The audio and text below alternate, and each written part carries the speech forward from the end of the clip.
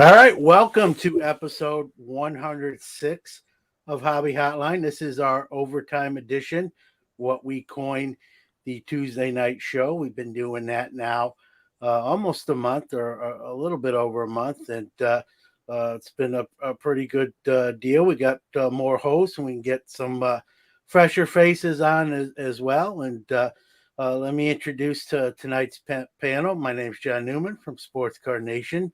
To the right on my screen, you can have there's Dorothy, Blanche, Sophia, and Rose, but we have the best golden girl, I like to say, and that's Suze. Suze, welcome. Hello, thanks for having me back again. Yeah, and only below us on the screen, but not in real life, is Sam Shuford from Women of the Hobby. Hey, good evening, everyone. Happy to be back on once again, too. All right. So one of the, we got I did when I kind of did the promo for this show tonight. I asked people if they had any topics they wanted us to broach, either post them publicly or message me or whoever, and I got a few. Again, this is a live show. You are welcome to call on and come on screen and talk to us or ask us any questions. The link is on the bottom. I'm going to put it in the chat right now. I'll do that before I forget. I'm old, so I got to do it while I'm thinking about it. So there it is in the chat. But you're welcome. But one of the topics that was messaged to me, well, this one I kind of came up with. And then we do have two if we get depending on time. But the first one we're going to tackle tonight, I know everyone talks about on their shows and their content creation, the Fanatics deal ad nauseum.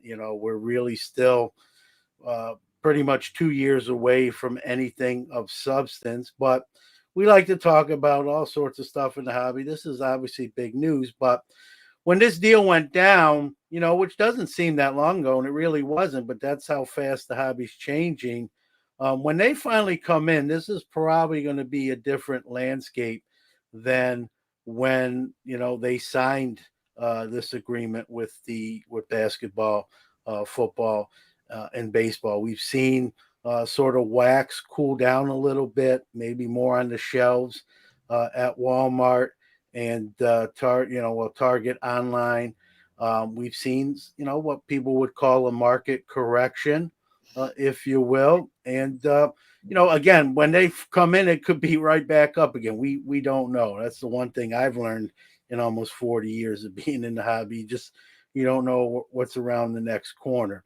But assuming not a return to that boom, how do you think this? Do you think they're thinking about that, or you think it's, I know Suze, you work with Topps, obviously that's not a secret. What do you kind of think's going, behind closed doors? I don't assume they're panicking, but you think that's a topic of discussion in-house? I personally don't think they're panicking at all. That's based on absolutely nothing, but the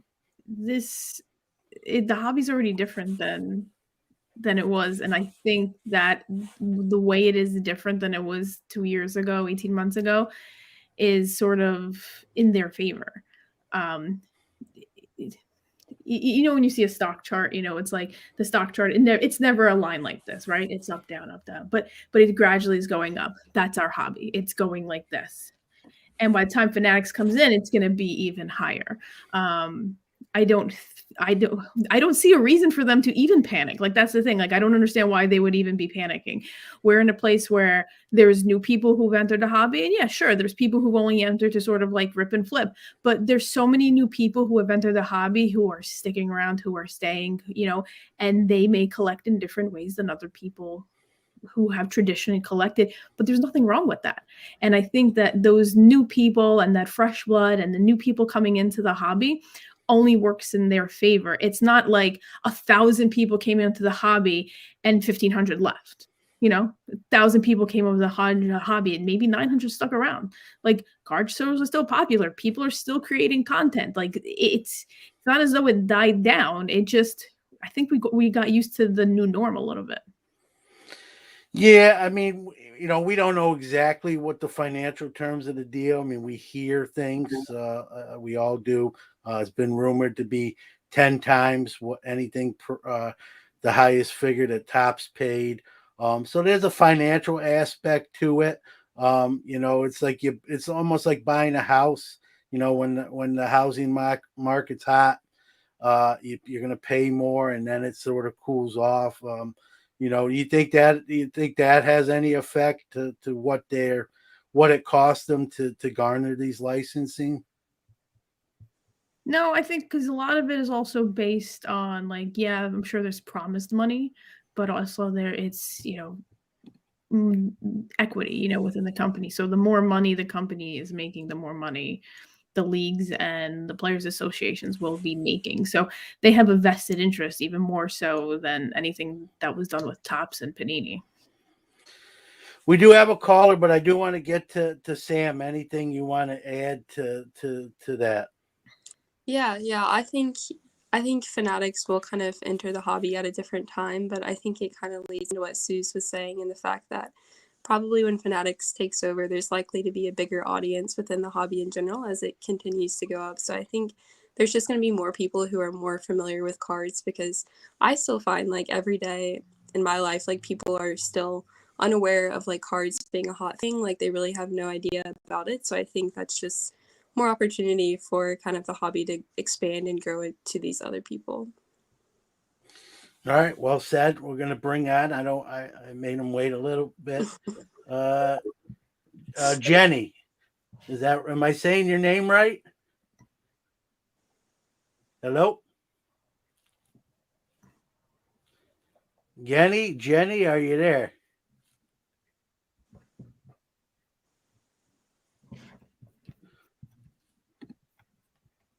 Oh, they're on mute. Your mic's on mute if you want to take yourself off mute. Hello? All right. They're muted. I'm gonna take them back out. Genny or Jenny, if you want to jump back in when you figure out your sound issue, you're more than welcome. We'll have you back. All right. So let's see what we got chat wise. Rich Klein, hello, Rich. Maybe if you want to jump in, I'm sure you have some thoughts. Brad's in there. Drew, Chris Harris. He says Jenny. Oh, it is Jenny. All right. Let's try again. Are you there? Hello? All right. The mic is not being kind. All right.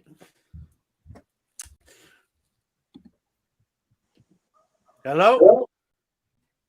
No. All right. So some sound issues there. That happens. It's a live show. But yeah, I don't know. Do you want to beat a dead horse here? Just one kind of to kind of close this out. Do you think maybe the landscape changing wax wise? We've seen prices sort of come down. We've seen maybe wax not be at the crescendo it was. That's what their licensing is for. Do you think, Susan, Sam, do you think that changes maybe their strategy at all? I personally find it hard to believe that all this happened on a whim, to be like, oh, the hobby's exploding. Let's go. Let's jump in and get these deals. without them having done their research and their forecasting and anything along that nature. I think that any good company, and like by all means, like Fanatics has put itself into the marketplace as a good company who has created itself, is going to have smart people who are going to create like these type of sort of look backs. Here's where they've been, here's we can bring it. Like they have a plan to what they want to make it, and they're big enough to make it what they want it to be. So I don't think that I can't see how this sort of like, you know, things coming down a little bit would affect it at all, because I just think that there's just way too much still going on in the hobby. It's not as like it's not like a blazing fire like this inferno that it was maybe 6 months ago, but it's also not like a matchstick. Yeah. Sam? Yeah, I was just gonna say, I think really my only concern with wax in general, I think between now and then, is just how much of it is going to get printed and kind of what Fanatics will do with that. Obviously, I'm hoping, you know, the companies are continuing to be responsible and like only printing as much demand, hopefully, as there is. But that's just kind of something that I'm more so concerned about or monitoring. But I'm sure Fanatics has that in their landscape as well, and is aware that that could be something that they might have to deal with when they kind of take over. Yep. Well, we're going to find out. We'll see. A lot can change, obviously, between now and then as well. We have our regular, and I know his sound's going to work, so I'm going to bring him in. Mr. Rich Klein, please tell me your sound works. My sound works. All right. Welcome. Well, if somebody asked me to call in, I call in. Yeah. Well, listen, you don't need an invitation. No, it's Tuesday night. I'm usually in what used to be the AOL music trivia room. It's now a different music trivia room. So I pay attention, and then I say, oh, okay, I'll stop in. Besides, it's always great to see somebody as enthusiastic as Samantha, because I listen to all her podcasts. I listened to the most recent one and the other day, and it's so much fun, and you keep them nice and short at 30 minutes usually, which is really cool. And Yeah. I'm honored to be with her and Suze, who's an absolute legend. And I heard you had a crackerjack of a setup at your show last weekend, Mr. Newman. Oh yeah, well, I did very well, if that's what you mean. Yeah, I mean Syracuse shows we don't have a ton, so I try to when we do have them, I try to set up at them. We've had 3 very close together. Usually, traditionally, that's not always a recipe for success, but with the 2 years we didn't have them because of restrictions. I think people are still itching to get out there, and there's something to be said about in-person transactions. You can't replace that with an online transaction. Get to talk to people and love, me, so that's right up my alley. Love to talk with people, and a lot of fun. And now we don't have one till March. So at least who wants to go outside in Syracuse in the winter? Come on. Yeah. Well, that's when you should be doing shows, because there's not. Yeah, but unless you're a skier. Unless you're a skier, where you live. Don't forget, I grew up in the New York area like you did, John. Yeah. There's especially upstate New York. There's always that danger. But Suze, you have the most unique from us background on this because of all the work you did at Topps. And I know you're saying that the world's not going to end, but I'm most curious, and I know you don't know, but if you were at Topps right now, what would you be thinking currently? I'd probably be looking for another job, to be honest. I love them, and I'm still in touch with plenty of people from there because they are my friend. I made lots of really wonderful friends there. But I'm worried for them, I don't know what their next moves are. I don't know how they move forward from this. I'm sure they'll either find a way or they sell the IP to Fanatics. It's one or the other. Thankfully, I currently have a job in the hobby still. I don't have to worry about my future. Well, you work for Golden Auctions, which is part of a conglomeration of. I mean, it's not Kenny, but his company's not the conglomeration, but it's part of a conglomeration of other hobby companies.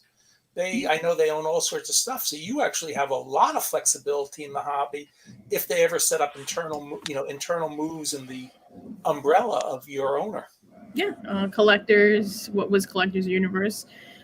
Collectors owns PSA, Golden, Card Ladder, some other companies. So, but that's why I think I'm so bullish on it. While I feel like there's a lot of like people who are not so bullish on it, I think, I'm part of these companies, and I, hear their conversations in a way, in the sense of how they're so optimistic for the future. And that's not that, it's like, sure, it's like, companies are talking, but like, just to hear like their optimism towards the future based on like people who've been around a very, very long time, it's like, I can't help but also feel that sort of infectious. Like, I also am optimistic about the future, regardless of who is making cards. And Sam, you're reasonably new within the hobby, and so you don't have a lot of the preconceptions the rest of us do. So when this hit, and even a couple months later, what are you thinking about? Are you even worried about what's going on 2 years from now? Or are you just saying, I'm going to let it ride and see what happens in 2 years? Yeah, I mean, I think initially my first thought was like it was kind of Fanatics kind of taking over, which I don't really know how I felt about like one company kind of having all of these instances, but that was initially my first thought. But then I think after like, hearing other people talk about it and kind of what I think Fanatics has slowly tried to roll out some of their plans or kind of what they expect to become of this deal, so I feel a little bit better and more optimistic about it than I initially did. But yeah, I think, part of my initially too, I kind of thought, a lot of people have come in within the past year. How many people will be here in the next, couple of years? I mean, that was definitely a question that had come into my mind of, it seemed like we gained a lot of momentum early on. So will we continue to keep this momentum moving forward in the next couple of years? So I thought about those questions, and I think myself personally, I mean, I'm super invested now. I'm obviously always going to be here, but it's just going to be interesting to see, how many people continue to get in, how many people continue to stay in the future as well. Well, we're glad to have you. As I Thank said, your podcast has really added a lot Thank you. I appreciate it. for a very diverse view, which is wonderful because we do need, when I started dealing in the 80s, there was a paucity of women unless they were the girlfriend or wife of the dealer behind the table. And there were very few collectors. And now, even though there aren't that many, at least it's a 10% of all the collectors, 15%. Especially if you count things like Pokemon, and that counts. They're at the card shows, so that's really, I think, helps in many ways. There are some good questions in the chat, John. Yeah, yep. I got a comment from Kevin Jones. He says Fanatics has one intention: to control all sports apparel licensing in the greatest sports collectibles market. They are behemoth. They'll be a behemoth like Amazon. I've used the Walmart comparison. And then we have a question, a good one for Suze here. Let me find it right here. Well, if Fanatics ever goes public, if they're like Amazon, then I suggest buying some of that stock. So. It says, Suze, what are your thoughts on Topps and other licenses, Star Wars, F1, etc.? Will they keep them afloat after the baseball license goes away? You look, baseball is Topps' bread and butter. There's no denying that.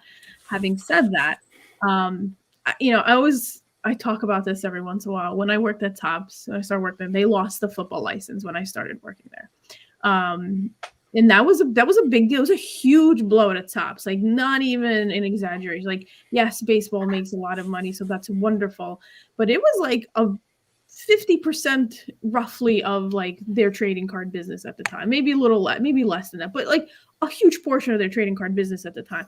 And that's a giant blow. And what fascinated me about the time is that without losing football, Tops Now might not exist. Like Tops Now was born of them actually losing their football license because they were trying to come up with like creative ways to like, how can we make this work? Like they didn't lose, like initially they lost the PA license, but they still had the NFL license, like because they worked them in off years.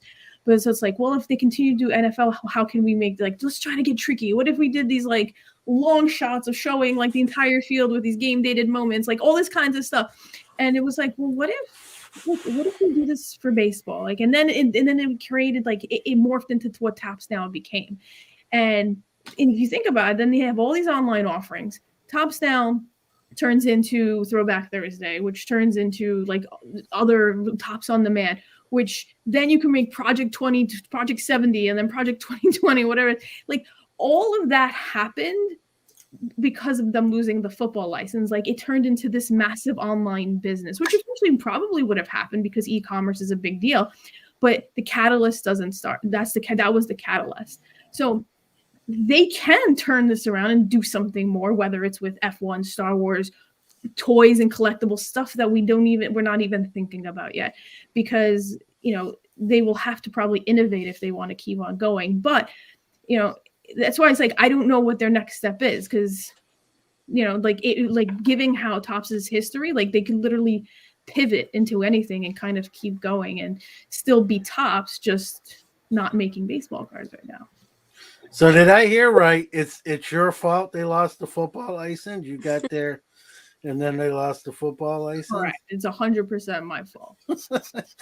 And but you make a great point. All joking aside, and then we get some new products from them. We got a new product today, or at least Montgomery 582 Club members did with the Rookie Cup release. That was I got my 2 boxes, $50 a box limit too. You think that's something we'll see? In the next 2 years, them sort of try to create some new baseball products, maybe just to fill the 2 years up with as much as you can. You think that's a strategy? People like money. I think they're going to try to make as much money as they can, whatever that takes. So, comment from Hobby Champs. He believes that Upper Deck is going to sell to Fanatics. I hope he's wrong. And then they would have all 4 major sport licenses.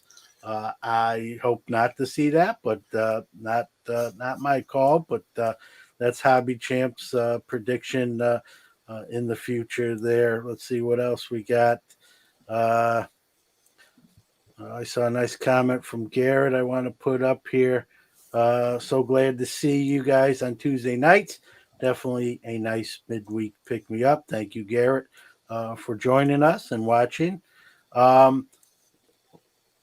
Rex from the shop joining for a weeknight. I know he's always here with the boys on Saturday morning. So Chris Harris sort of echoing what Sue just says. Topps needs money, if only to pay all the debt that's coming due in 2022. But another topic that we got this question. Take off this. Okay, I want to ask Sam. Yeah, go ahead. Sam, in listening to your podcast, and I know that Kyle's bringing this up about F1. I've noticed because of the TV series, several of the young ladies you've interviewed are collecting F1 cards. Primarily, and they all got their interest because of that TV series they did. And they just had a spectacular ending with Van der Slaap, or whatever his name is, winning the championship on the very last lap by overtaking Hamilton in a controversial finish. So, I mean, you talk about a sport that's exploding. It's a worldwide sport. But when you interview the ladies you do the women you do you think they're looking for different things, or do you think they're looking the same way every other collector does, or do you think their interest has been different? I'm not talking about because of looks. I'm talking about just the general reason why they're collecting. Yeah, I think initially a lot of people have started looking at F1 because of this series. I personally have still never watched the series, so I personally don't know as much about it, even though everyone keeps talking about it. Yeah, I have seen a lot of people continue to be interested in it, and I think it's definitely spun off from the show. But yeah, I think when they're looking there, I feel like a lot of them are just looking like a normal collector would in general of, what do they like, what appeals to them, and that's really different for a lot of people too. Some people like just like the regular things or like more affordable things that they can get a lot of, or some people like to go after one big card. So I think it really just depends on like that person's strategy for what they're trying to collect and who they're trying to collect as well. So yeah, I think it's definitely seen a lot of people continue to get into it for sure. Question here. I'm sure John said it. What is the name of Sam's podcast? It's Women of the Hobby. Definitely, as Rich eloquently pointed out, it's a Check great, it out. great listen. Yes, yes. All right, Dr., who's usually joins us most Saturdays and Tuesdays, says I think Tops and Paninis could print as much money as they want with the product in the coming years. Then the last 6 months drastically cut prices if they had bad blood with Fanatics. Yeah, I mean, there's probably going to be a little chess game going on. I think it would be naive to say that stuff like that doesn't happen. I don't know if it will in this case. We got a lot of time yet. I've said many times, I hope I'm a Brooklyn kid, so Tops to me was everything. That's why I'm in the hobby, quite frankly, starting in 1979. And so it'll be a sad day if that day comes and we don't see those 5 letters on a baseball card product. And I hope that's not the case, whether that's Fanatics buying the IP, coming to some sort of subleasing agreement, all that legal stuff. I hope the brand gets to live on in some form or fashion. I just, I've heard other people too say, hey, Tops really got, rubbed me the wrong way with some things. I don't care either way. I mean, I got a feeling what you'll say, Suze, but sort of your personal thoughts there as someone who worked there and I'm sure has some sort of fondness to that brand. Like, I mean, what would you like to see if you had a say or could make it happen?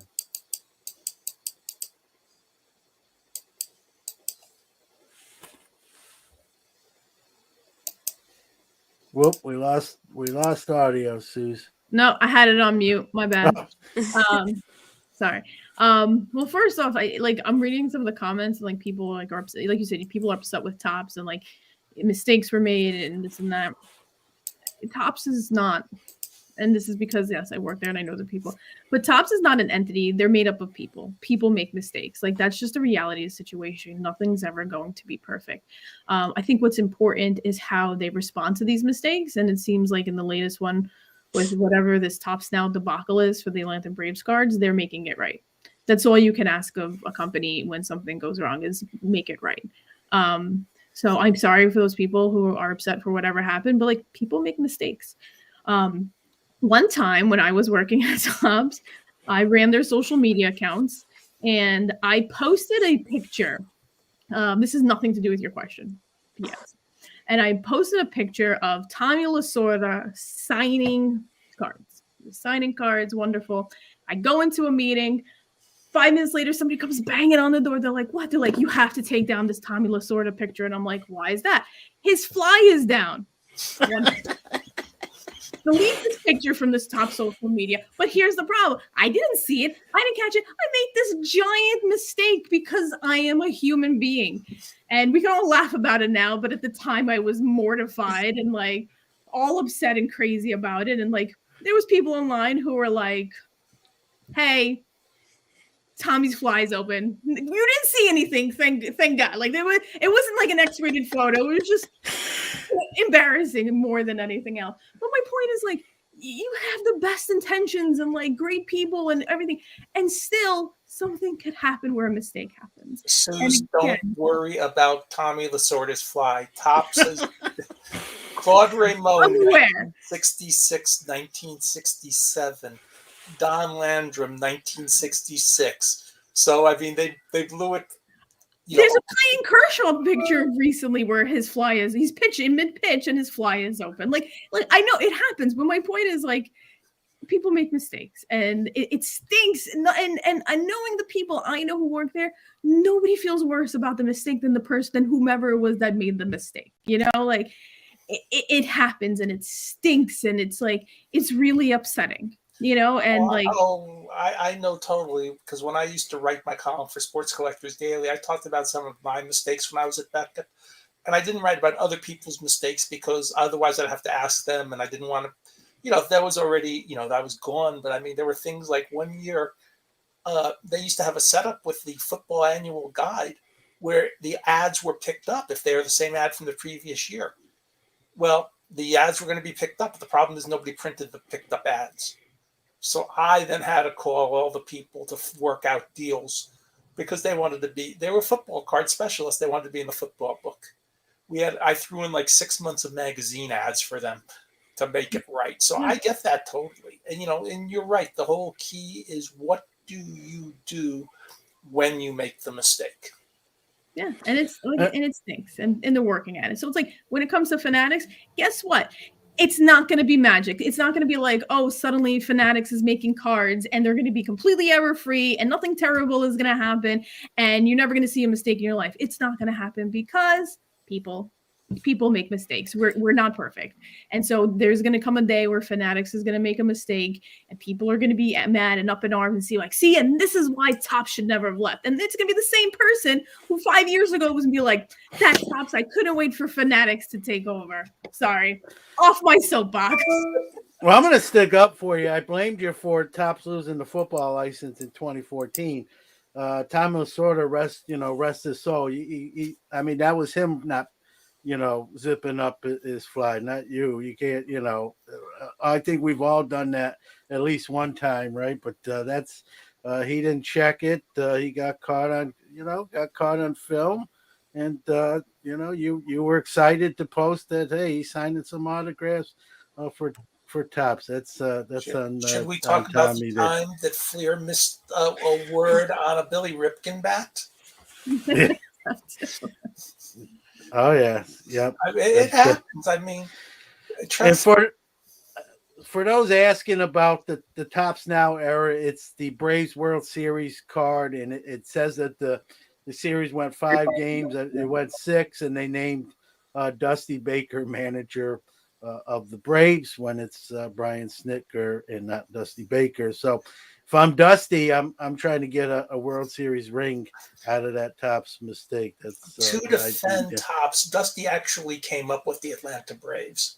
Yes, he did as a player. Yeah, I mean, but it was also 2 years ago that it was like they wrote Justin Bieber on the Shane Bieber card. Like sometimes, if you're a writer, sometimes you're something stuck in your head and you don't even think about what's going between your brain and your fingers, and it just comes out and you don't even think of it. Sure, and the editor missed that too, but.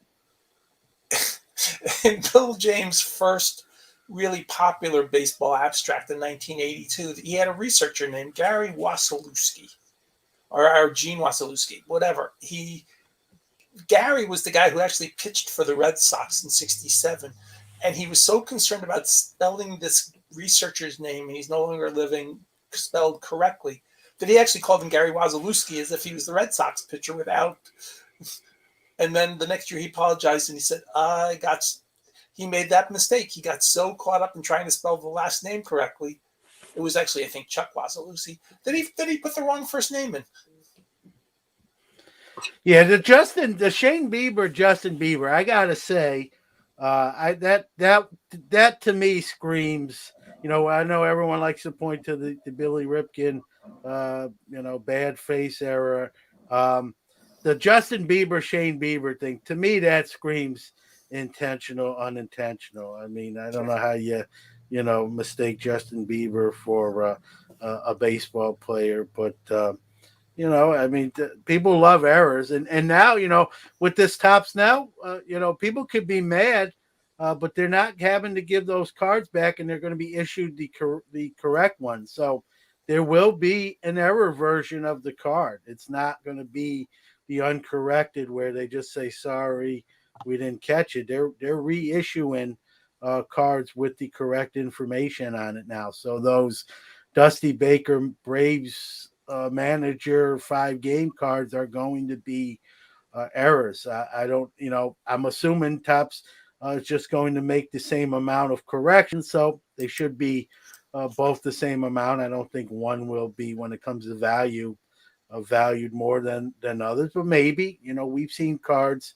have more value based on the novelty, so maybe the originals become a little more. We'll have to see what the secondary market says, but it'll be interesting to see. There should be the same amount of both. So, got a comment from Rex. So many people looking just for reasons to be upset. The Braves card was just a minor mistake in the grand scheme. Years from now, the same people will be selling them as valuable error cards. But there's going to be two versions of that card. I don't know.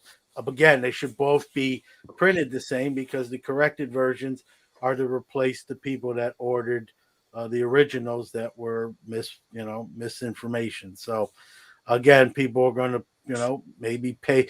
Those who don't have the errors, that didn't buy them direct when they were issued, might pay a premium, let's say, for that first car. Who knows? What time will tell. We'll have to see. I'd be curious to see what those bring. All right, one of the other this next topic I got from someone who wanted to come on but could not come on, and asked if we could talk about it. And kind of, he talked about student loan deferments. This is something my son, who went to college, hasn't had to pay back his bill yet, but in February he will start to have to pay his bill back. Child care credits going away, and basically he wants to know what the current financial effects of what's going on in real world macros is going to do on the hobby now and long term. I mean, to answer that myself, I mean, I think we've seen stuff come down. We've seen, for example, a Shaq PSA 10 Topps rookie that at one point was $2,000, now is at $200, and we could do 2 hours of cards just talking about along the same lines. I think we've seen, people call it different things. I call it a market correction. Some people call it a dip. I think the terminology is, is what it is, whatever you want to call it. And that happens in all aspects. That happens in real estate. That happens in Wall Street. This is not new. I think we expected it when, at the crescendo that the hobby went to, it was bound to happen. So I got a message from Mike Moynihan. He'd like to come on. Rich, I'm going to pull you out. Okay. And bring Mike. Can I just say, can I say one thing? Yeah. I just want to say, one of my collecting friends from North Texas, he was also he loved his 57th. He was also the public address announcer for the Frisco Rough Riders, and his name was John Clemens, and we lost him this week at the age of 76 to cancer, and he had a wonderful life. But, people like him were truly the backbone. He loved his 57s. It was the first set he collected. And I know that Dr. Beckett and I are going to be taking a tribute to him, because he knew Jim even longer than he knew me. So, we both knew him. And, we need to remember our friends are our friends. And we make so many of them. So that's it for me. Bump me out. I'll go back to my music trivia. Samantha, it's good seeing you. Keep pumping out the products. Suze, it's wonderful seeing you. And I will see y'all real soon. See ya. All right. Thanks, Rich. Okay. All right. Mike, if you're out there, come on back in. I know he messaged me. Chris Harris, here's hitting close to home right here. Chris Harris, who's part of this show, says, as someone who hasn't had to pay his $480 a month in student loans for the last 20 months. This will definitely put a dent in my card budget. Yeah, I mean, it was sort of the kind of the perfect storm of you know of money in the hobby, new people coming in, and we saw the hobby just go to new heights. I mean, that just was the nature of the beast, and when that goes away, you have less money to play with, and that's what happens. I don't think it's a bad thing. That's a great time to buy some cards that you wanted before. You can just get them a lot cheaper now. So I think it's two sides to that coin. Let's bring Mike in now. There he is, Mr. Mike Moynihan, baseball card collector. Welcome, Mike. Dude, how long have you known me? I'm baseball collector. Listen. I don't know what I ate for dinner last night. So Baseball collector. At least I got the sport right. Give me some sort of. Let's get a yo and hello. Yo and hello. So you were just talking about an interesting topic. I'm curious to get Sue's take on this, because having worked at Topps, did y'all used to look at macroeconomic factors and determine releases and how much and all that kind of stuff? Did that matter to y'all? Yeah, I wasn't really, if it did, I wasn't privy to those conversations. It wasn't not something that I ever really had, visibility on. But I also feel like the reality is they put out so many products throughout a year. It's not like they could sort of just be like, hey, let's put this time. Because if they did, you wouldn't have a million products in Q4 because people are spending money for the holidays and like saving up. But instead now we had to push every product back into Q4. So there's a bazillion products now. So I don't think they thought of it that way. I think, February, end of January, early February was the kickoff to baseball season, and then you kind of went from there. It's like it kind of took a break. January was sort of like used to be like a month where there was like no baseball card releases. Then kind of went off from there. Yeah, well, as an economist, that is my job. I'm a financial planner. I was an economist. That's my degree, and it's economics. And I'm telling you, there is an effect on discretionary spending when either A, your budget is forced to go to other things that you hadn't had to pay for, and B, your dollar is being stretched more and more with inflation that we see that's happening across a lot of different things. I mean, go try to buy a 2x4 right now or a gallon of gasoline and all these different things. There's only so many dollars that people have. And real life stuff has to come before hobby stuff for most people. And that's going to affect the card market. How deep is that, or how much that, what does that really look like? I think you're going to see a continued softening of prices. Nobody can tell you when or how much, or, Canton, some people might use cards as food, potentially, I guess. But there's Eric saying, preach, Mikey. I've had some school pizza that has tasted like cardboard back in the day. That's a good point. Put it out there. It's going to have a real effect, and to not think so is, I think, to be naive. And we've seen it happen in the past. Not necessarily where the market was so hot that you saw economic events genuinely affect it, but people always have to choose different things. It's happened to all of us probably in our collecting lives. We got into college and we didn't have any money to buy cards anymore, and because we were all broke college students, and then we get out and we have young families. There's no money for cards. This is certainly my story. Loved the hobby. It wasn't a love of the hobby problem. It was a not enough zeros in the bank account problem. And I think that some of that will be, how do I say this?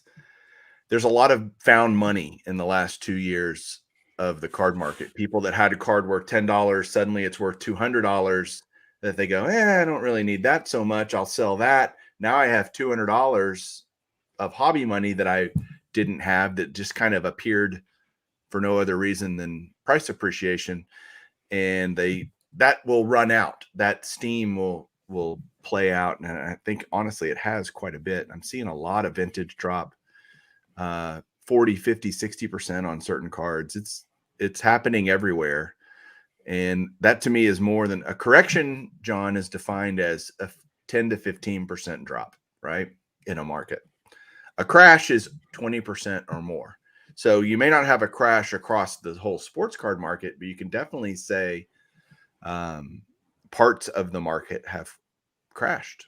And that's, again, normal. Like, I'm not even calling that, I'm not being a prophet of doom here. It's just welcome to normal economic cycles. Welcome to normal how markets work. It's 3 steps forward, 1 step back. Nobody likes. Yeah, I think people are scared that the connotation of crash, right? It just has it's a kind of a scary word. You think crash and damage and bad, and I mean, it's not good necessarily, especially if you're trying to sell. It's good when you're trying to buy. I know I'm not complaining about when it comes to buying time. Just my recent experience at the show I did last week.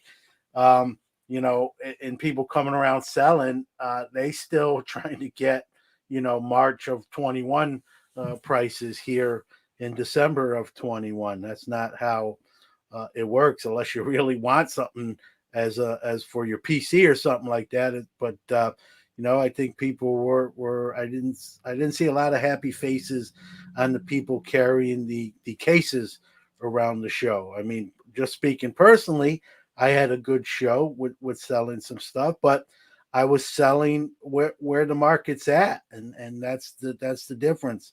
When you sell at where the market's at, you're going to sell some stuff. If you're trying to hold out for prior levels, when crash, correction, whatever you want to coin that, you're going to be disappointed. So I think it's a great, and I know you feel the same way, Mike, and I think it's a great opportunity to buy some cards that a year ago would have cost you, 10, 20 times more, potentially 5 times more, or, just more. It's a great opportunity to buy those. And if you believe like this is just a temporary low, and I think, I saw a comment from Rich that it's a 20-year cycle, stuff will go back up at some point. When and if, I don't know. If I knew that information, I'd be a lot better off financially than I am. So it's a great opportunity even to buy for the long term for when we do get another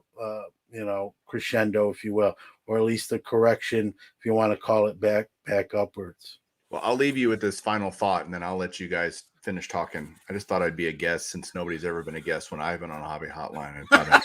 But maybe that should tell you something. Maybe I shouldn't be. Anyway, law of supply and demand, right? Simple economic concept. Everybody's probably studied it at some point. Prices go up when demand exceeds supply. Well, we saw that, right? There was a lot of demand for the hobby. Prices went up. Now 180 something thousand slabs are hitting the market every week from PSA plus SGC and all. Now you're getting a rush of supply and people wanting to get out of basketball, get out of different things. I hear about that, around that people are, man, I got to unload this stuff. I've got too much money tied up into it. And when you have supply exceeding demand, prices go down. As more and more Lucas or rookies or, Prism rookies are slabbed, that's more supply. The demand may not be able to keep up with that and generally doesn't. And therefore you'll see a drop in price. I think that's what's going on right now. Everything will eventually come to an equilibrium. That's the dot in the middle between the two lines on your supply and demand chain chart. But time will tell. It'll all be all right. Hobby's going to be fine. Yeah. Hobby's not going anywhere. So thank you guys for letting me crash your party here.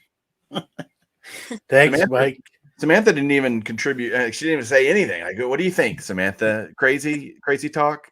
No, yeah, I agree. I think there are other factors that definitely go into play. I mean, personally speaking, I know that I got into the hobby at a point in time when I had the most money I'd ever had in my life. I just graduated college.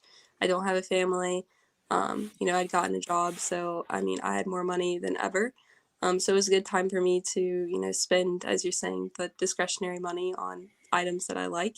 So yeah, it's going to be interesting for me personally, as I begin to have a life, have mortgages and things like that to pay, kind of where that discretionary money is going to be spent now, moving forward. So I agree. I think there's a bigger trend in the overall market, which I don't know, looking at the overall market, the future of that is a bit scarier for me in terms of inflation and everything going on, and just like the housing market. So it's interesting to see kind of the correlation, I think, between the two moving forward.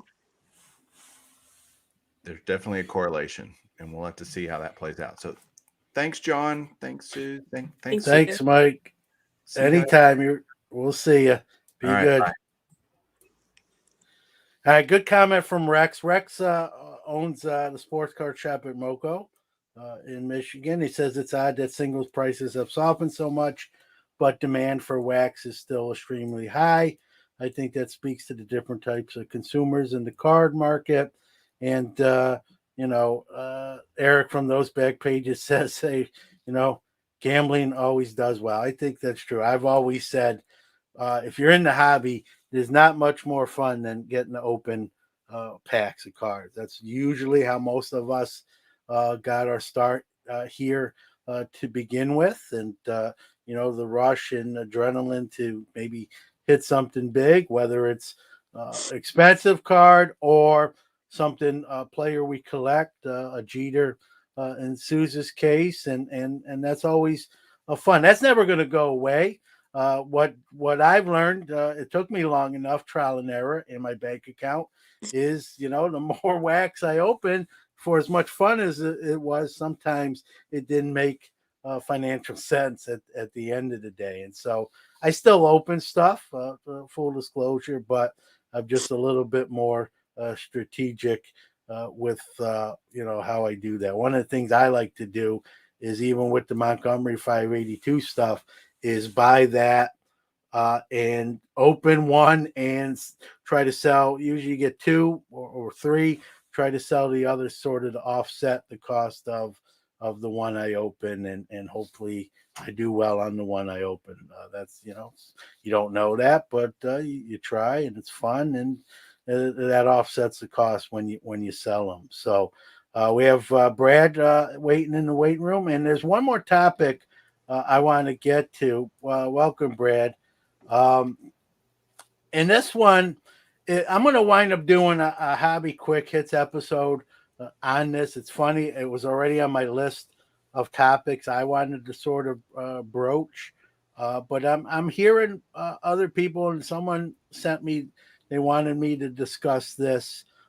They gave me a longer message to, knowing where Sue's works now, and we see all these record-setting sales on the higher end of the hobby, which is awesome. I think that also indicates a strength of the hobby as well. But there's people who feel like the hobby's sort of two separate hobbies. One where those folks live. I hate to put it like that, but that's how it's been worded to me, and everyone else, right? People who live in that space where, kind of what we just talked about, some of the stuff, real world economics doesn't affect those folks that have that kind of account where they can buy those $1 million cards, let's say, and not just $1 million cards, 6 figures, 5 figures, where some of the stuff that's going on that might affect the 97% of us, it won't affect them. And, I think there's people who are not in that space, if you will, who feel like that those folks don't care about them, and sort of the other way as well. It's almost like two hobbies. I don't I don't like painting with a broad brush. I've had Rob go on my show, and I don't know him super well, but I've met him in person too. He's an actor, he's a philanthropist, does a lot for charities as well, and he has money, can buy those cards. I don't think that's a bad thing. I don't think he looks down his nose at other people. At least I don't feel that way. So I don't like to paint with a broad brush, but I can see how some folks would feel like there's sort of two camps, two factions. I'll go to Sue's first. I mean, you've seen this stuff. You're on the front lines there, and you've seen it even before. You're at Golden. You're not new to this. We've seen some really the last couple of years, some really record-setting stuff that's to a new level. I mean, what say you when you see a comment like this? You just want me to rant all night, I think. I have. Well, I'm going to the experience. I'm going to the You're talking experience, about and to you've the wore a king of lot of rants. different Come on, hats, like Suze. Rich said. I think that, and I think Eric, those back pages, was putting it nicely. Look, we're all collectors. We might collect differently, but to say it's splitting in two, I think it's just we all, like, I don't know. It's like we all collect. 5 years ago, like, you still had people who were just prospectors collecting Bowman cards, and you have people who are just set collectors, and you have this one who's a player collector, and this one collects people who went to their high school who have the same birthday as them. Like, everybody collects differently, and I get that there's like, yeah, there's people with more money, and you scroll through Instagram, and you're seeing people who are showcasing like their $10,000 slabs. That's okay too. I personally don't have an issue with it. I think there's room for everybody in this hobby. I think it's a very big hobby. I think you collect how you want. You want to collect what you want, and it's okay. We can all collect together. Like, it doesn't need to be like us versus them, and like, we're not gonna have a big tug of war match because, like, it's like you want to collect with people because, like, they just want to like slab and flip them. Okay, thanks for paying for that PSA waiting all that time. I didn't have to do it, you did, so thanks for that. It's like, I don't see it. I'm more of a, I don't ever see the drama online. I'm being serious. Like, I go on Twitter like at night, and people are like, boy, this one happened and that one happened and drama. I'm like, I don't know where you guys get into all this drama. I don't see what's going on. And like, really, like, maybe read a book. I don't know, because like, there's way too much drama going on in these people's lives sometimes for collecting cards and to enjoy this hobby. That's it. I'm done. Sorry. All right, Sam. I mean, you've had a different guest on, but you go to shows and you're on social media, obviously, as well. Do you see? I think where some people are coming at it is like the people that are buying those cards don't care, maybe. And I don't want to speak for them.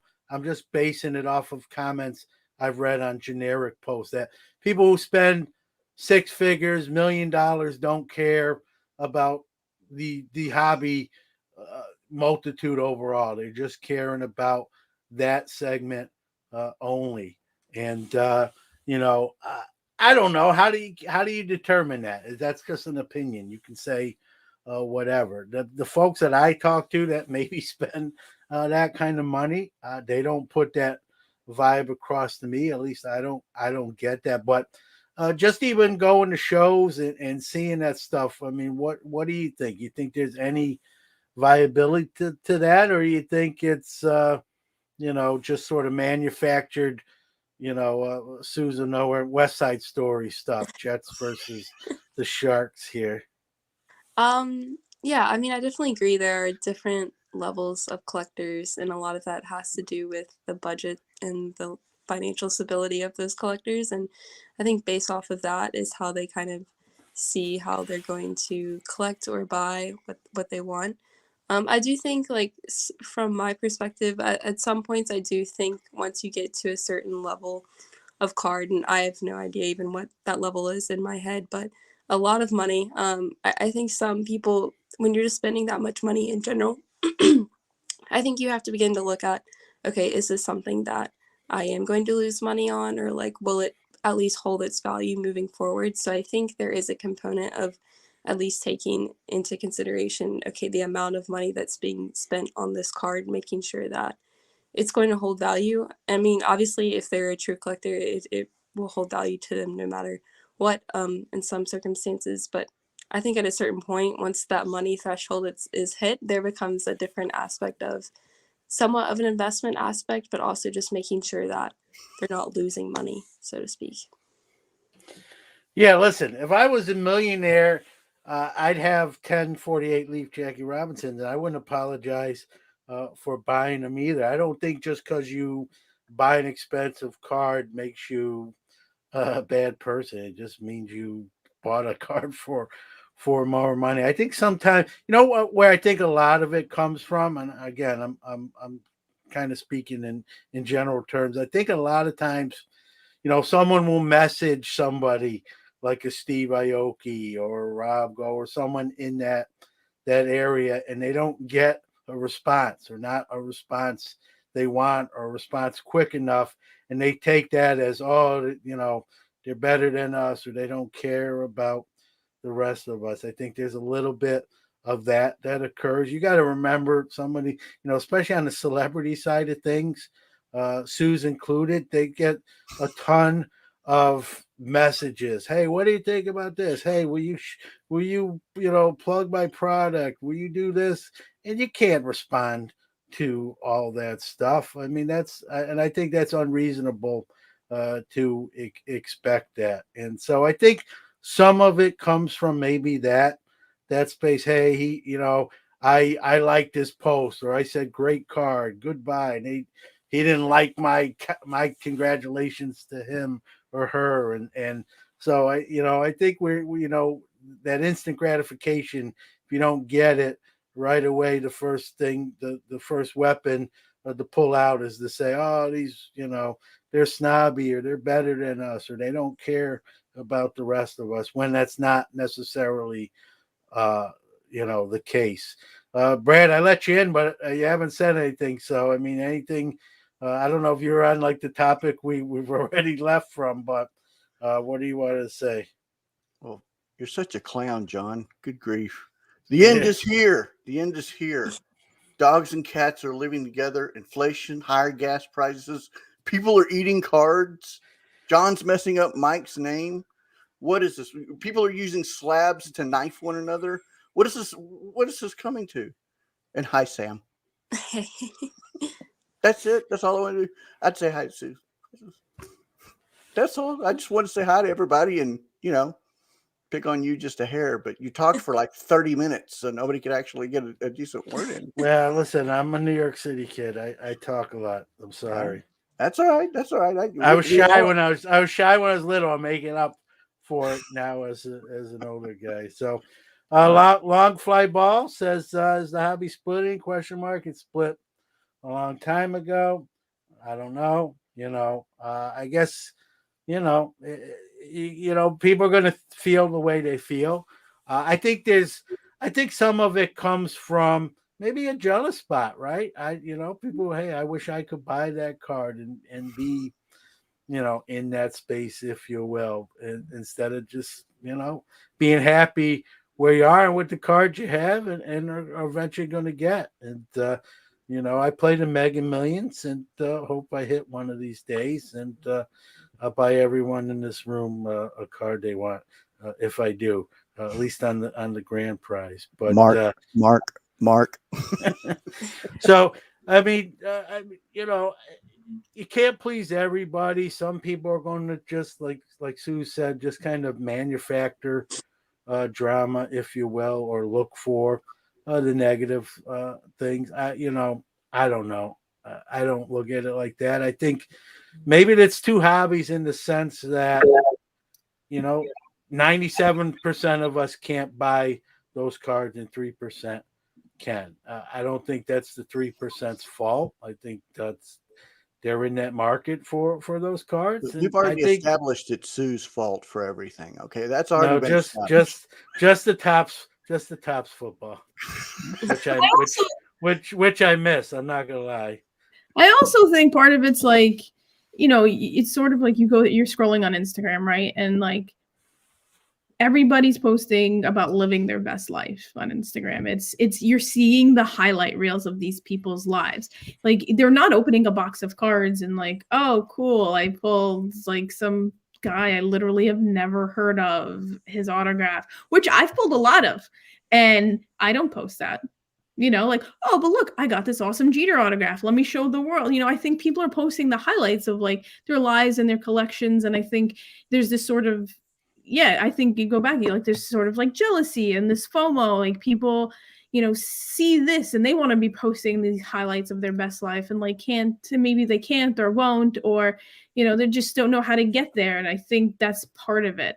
I think you're seeing a microcosm of people's lives and collections, and others don't realize that. What do you think, Yeah. Sam? Yeah, I definitely agree. I think there's an aspect of, I was just thinking as Sue said that what I was going to post today was like, I was opening some cards and I hit a 1 of 1, and I'm like, I wouldn't have posted the other cards that I hit, like I'm going to hit the best card that I got. So, I mean, it's definitely just showing the highlights of everything going on, and there could be an aspect of people, wishing they could have that too. There was a guy that my son likes Pokemon, loves Pokemon. He watches YouTube videos of Pokemon, and Long Fly Ball, who's in the chat, mentioned that his name is Breaking Nate, and he almost 1 million followers of breaking Pokemon cards, and he literally will show every little thing he gets. And I actually have sat there watching his videos without my son because I actually find his videos fascinating. He's like teaching people, and he's fun and he's funny, and like he's just it doesn't matter what he's opening it and he's enjoying it, and he's like and he's having fun with it. And I feel like there's, in our sports card world, there's something people can take away from that. I hear you. Yeah, for sure. Speaking of your son, I know you posted he made his first purchase online unauthorized. Oh my gosh. Here it comes. We were like literally, my husband and I were like standing in the kitchen and we're talking and like, chat. And I hear all my son is here is, your order is in the other room. And I'm like, oh no. And I go running over and I look, I'm like, what did you do? And he's like, and he looks at my husband, because it was my husband. He left his computer open with the tab on eBay. And he looks at him and he goes, I ordered it for you, Daddy. Say thank you. And I doubled over laughing because like my son's like, say thank you. And I'm doubled over laughing. And I'm like, this kid learned no lessons tonight because I couldn't even tell him what he did was not right. It was only $7.50, thankfully. So we honored the deal. I didn't message the seller to be like, sorry, my son made this purchase, so we need to cancel. We honored the deal. When it arrives in the mail in a couple, it's fine. It's a card my husband was looking at, so it's like for himself, so it's fine. But it was really funny. And that is also my fault because he likes Pokemon. So like we're on my eBay app and I'm like, oh, what you want this card? And he's like, yeah. I'm like, okay, look, boom, your order's in, buddy. So that's where you get it. Cause I'm like, oh, your order's in. And so then he's like, oh, your order's in. Thank you. Crap. Well, you might want to put a lock or a password on your computer. You're gonna have a lot of packages showing up. It's Christmas and it's the giving season. He's buying things for people. Like if he's taking requests, I do have one card. Me. I taught him the move, and he didn't even do it for me. He did it for him. Unbelievable. So that proves. Listen, eBay sellers, that proves it is possible that when you get that message, I'm sorry for the inconvenience, but my son made this purchase when I wasn't paying attention. They're not always not true. There's sometimes they really are true, and you just don't know who's telling the truth or who's not. So we got a few close calls before, but I always caught him beforehand. Not this time. Dan needs to not leave his eBay tabs open. Yeah, he needs to leave them open on like things I want, and then look, Mommy, Rex says I'm giving you a non-payer strike for that. No, they're honoring. Like Sue said, they're honoring the sale. We paid. So. All right, what are we at? 108. So any kind of closing comments, Brad? I know you came in a little bit late. Anything you want to say before we kind of wrap it up today? Hi, Sam. All right, I'm kicking you out. All right, bye. All right, see ya. All right, any listen, the hobby it's going to be what it is. Enjoy it, like Sue says. Don't always look. Listen. The drama's there. I think that's real, but if that's what you look for and seek out, sure, then that's a little bit of an indictment on you. But as far as we talked about where the hobby is with Mike called it a crash. I've used correction, whatever. Tomato. It's a great opportunity to buy some cards that you maybe couldn't buy before because they were at a different price level. That's how I'm looking at it from a personal point of view. And no, like Rex says, no shortage of people buying wax. As someone who's done 3 shows here in the last 2 months, no shortage of people coming through those doors and spending money. I can personally attest to that. So the hobby might be a little different, but it's still very good. And like Rich said, not going anywhere. The hobby's in it for the long haul. Sue, Sam, any final words before we kind of put the bow tie on this Tuesday's episode? The only thing I was going to say is I know earlier we were kind of harping on Tops for their mistakes, but I mean, Panini has their fair share of things to note. And then the other thing is, yeah, definitely miss Tops football. I mean, I like Tops football more than anything, so wish we had that back, but that's about it. I'm sorry. Yeah. I love Tops football. I just until tonight I was what's the meme? I was today days old when I realized it was Sue's fault that Tops lost football. See, I walked through the doors and the NFL was like, nah, forget. But who knows? With the way we'll see in a couple years, maybe Tops football, might make another appearance. Who knows? Stranger things have happened in this hobby, to say the least. So, for Suze and Sam Shuford, card chat tomorrow, correct, Suze? Yes, Wednesday's card chat on Twitter. Yeah, that's the best Wednesday. I like to think this is the best Tuesday content, but that's definitely the best Wednesday content.